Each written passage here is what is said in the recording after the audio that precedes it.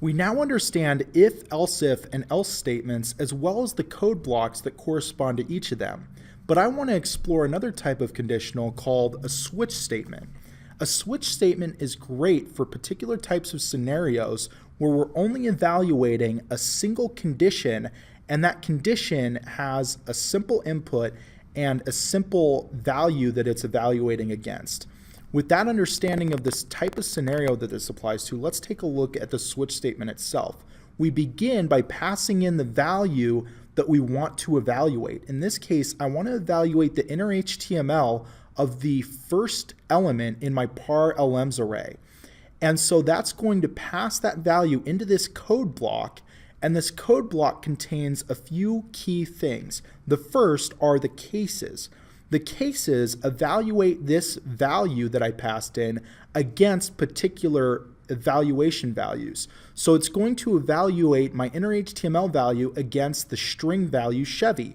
And if the values match, then it's going to run this code here. It's going to assign the hex code 00F to the color style of that element. And finally, it's going to break.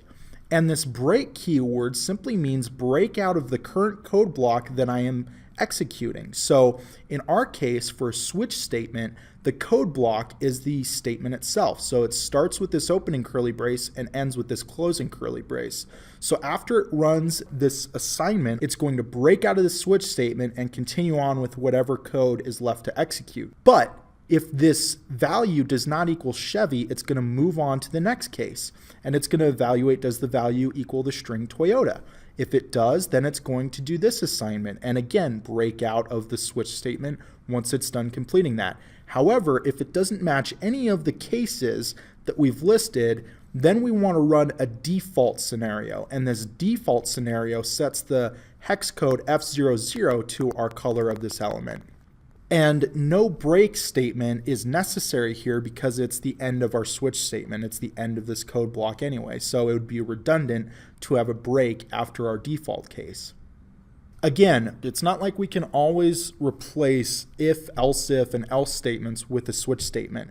The instance where this works is when we have a single condition that we're trying to evaluate, and particularly if that single condition is of primitive data types. So maybe we want to evaluate the number of a particular element, or the string of a particular element, or whether something is true or false. And if that's the case, then, no pun intended, switch case statements are the way to go. But if we have multiple conditions that we're trying to evaluate, or if we're evaluating whole objects, then the switch statement is not appropriate. So I would encourage you to play around with switch statements to get a better understanding, and once you're familiar with them, let's move on to a new type of control flow called loops.